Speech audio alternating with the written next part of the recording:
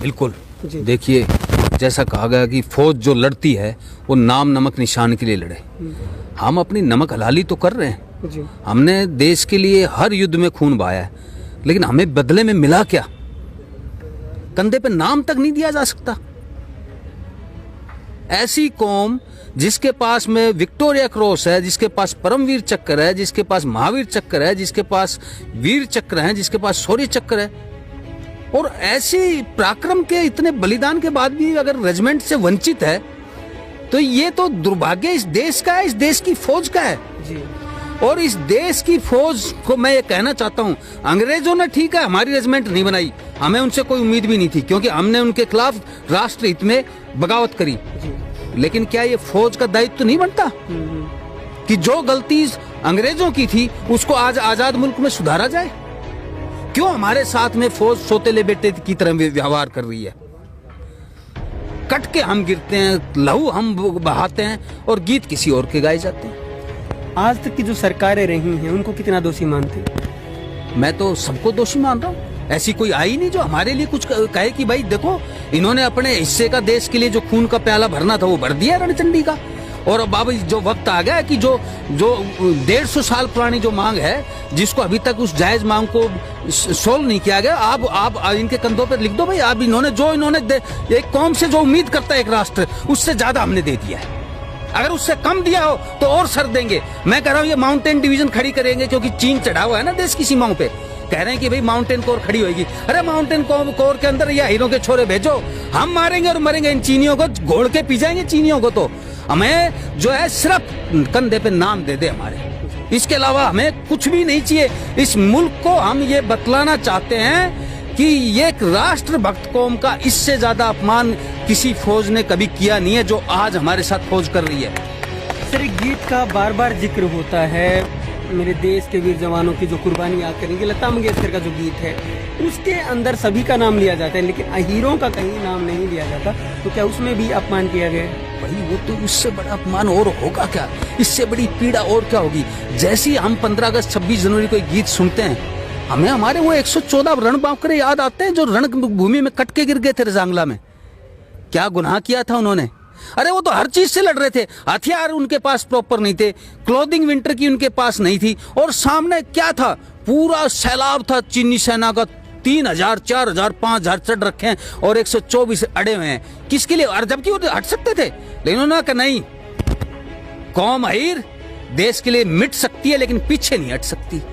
आप ये देखिए, उन्होंने जानते हुए कि मृत्यु ही अब एक रास्ता है, फिर भी उसका वर्णन किया।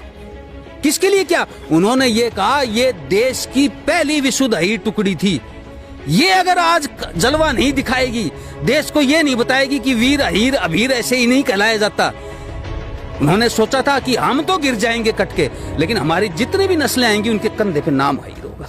सिर्फ इस उम्मीद में वो लड़े थे। और जब भी हम 18 नवंबर को इकट्ठे होते हैं, हमारी आंखों में आंसू होते हैं कि हमारे जो पूर्वज जिन्होंने, उनके हिस्से में यही था कि सर कटा सकते थे देश के लिए। अब जो आगे करना था हमने करना चाहिए था, लेकिन हम बिल्कुल विवश कर रखा है फौज ने। हम RTI डाल रहे हैं, हम उनको बार बार चिट्ठी लिख रहे हैं, उनको कह रहे हैं कि हमको हमारे छोरे तैयार हैं। और फौज की नफरी कम नहीं हो रही है। फौज हर साल देखिए सन 47 में 2.5 लाख की करीब थी, आज 13 लाख के करीब है। और अभी कह रहे हैं माउंटेन कोर भी खड़े करेंगे। और ये जो CDS रावत साहब क्या कह रहे हैं कि भाई अब ये जो गोरखों के जो कोटा, इसमें इन पहाड़ियों को भी, गढ़वाली कुमाऊनियों को भी हिस्सेदारी मिलेगी। अरे भाई हम कहाँ हैं फिर? हम कहाँ हैं? ये जो माउंटेन कोर खड़ी कर रही है, मैं कह रहा हूँ कि इसके अंदर अहीर रेजिमेंट को बनाया जाए। और हमारे को जब हम रजांगला की पहाड़ियों पे लड़ सकते हैं तो माउंटेन कोर में हम नहीं लड़ पाएंगे क्या? आप ये सोचिए, अगर इनका क्राइटेरिया माउंटेन कोर का वहां लड़ने का है तो सन 62 में हमने उनके साथ हम लोग को रोक दिया था। हमारे छोरों को भेजो, हमारे कंधे पे हमें क्या चाहिए? देखिए रेजिमेंटल सेंटर ऑलरेडी है, कंधे पे नाम रखना, वो हम अपने पैसे से लिखवा लेंगे। अरे तुम अप्रूव तो करो। अब चाहिए छोरे। हमारा गाभरू तो सुबह 4 बजे गांव में टोलियों में दौड़ लगाता है। उसका तो पैदा होते ही उसका मकसद ये है भाई फौज में जाना है। हमारी तो माताएं पीढ़ी दर पीढ़ी जिन्होंने अपने पति दे दिए, वो कह रहा मेरा बेटा भी जाएगा। आप ये देखिए, और ये इस इलाके की जो अभी सैन्य परंपरा है वो दम तोड़ रही है। और उसका गुनहगार कौन है? हम नहीं है। हम तो आज भी फौज में जाना चाहते हैं, उसका गुनहगार हमारी फौज है। हमारी फौज हमारी भर्तियों को बंद कर रही है, हमारे हिस्से की जो पहले भर्ती होती थी उसको तो एकदम उसके पे ताला लगा दिया जा रहा है। तो हमारी सोल्जरिंग ट्रेडिशन को जो अगर खत्म किया जा रहा है तो इसके लिए दोषी हमारी भारतीय फौज है। और ये चीजें हम हर बार अपने चीफ को भी भेजते हैं बता के कि भाई देखो छोरे तैयार हैं, आप लो तो, या तो भाई ऐसा है सबकी तोड़ दो, हमें उसमें भी एतराज नहीं है, नाम हिंद रख दो भारत, हमें वो मंजूर है, या फिर भाई हमारे साथ अब न्याय हो। आज अंग्रेज का फिरंगी का राज नहीं है, फिरंगी के राज में हम पे हमारा ये जो है हमारे पर काटे गए उन्होंने फौज में।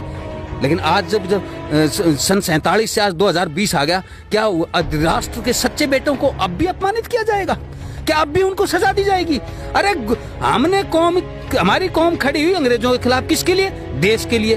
उन्होंने हमारी सजा दी, तो आज उसकी वो सजा आज तक क्यों जारी है भाई? मैं कह रहा हूं दुनिया का इतिहास पढ़ लीजिए, किसी भी राष्ट्रभक्त कौम का इससे ज्यादा निरंतर लगातार 70 साल से अपमान किसी का हुआ नहीं है जो हमारा किया जा रहा है। और ये नर्सरी ऑफ सोल्जर्स दम तोड़ रही है भाई। हमारे जब मेरे अकेले परिवार में 15-20 फौजी थे, आज मेरे पूरे गांव में नहीं मिल रहे फौजी। क्यों? छोरा दौड़ लगाने जाता है, कहता है कि भाई तेरी तो भर्ती नहीं है, वैकेंसी नहीं है ईर की, तेरी तू कहाँ है, तू किराए का घर है, तू जाएगा कहाँ? वो छोरा वापस आ जाता है। माँ बाप उम्मीद करते हैं कि छोरा बाका जो है गाबरू घी दूध पिला के हमने भेजा है, ये कहीं देश की सीमाओं पे खड़ा बलेगा। और लेकिन पता चलता है वो जो अपमान, जो सजा फिरंगी ने दी, वो आज भी इस 70 साल में भी आज वही जारी है। तो भाई अब नहीं, इस राष्ट्रभक्त कौम का अब ये अपमान हम बिल्कुल सहेंगे नहीं। अब ये जो है जन जन खड़ा हो गया है। और क्या देखो, आप बता दो, हिंदुस्तान के इतिहास में कभी किसी कौम ने आज तक ये मांगा है कि भाई हम देश पे मरना चाहते हैं? मेरी कौम मांग रही है कि हम देश पे मरने का हक मांग रहे हैं, हम कुछ नहीं मांग रहे। तो भाई देश के सच्चे बेटों के साथ अब ये जो अन्याय है ये बंद होना चाहिए, और हमें भी माँ भारती के चरणों में शीश अर्पित करने का सही स्थान और सम्मान मिलना चाहिए। जय हिंद, जय भारत।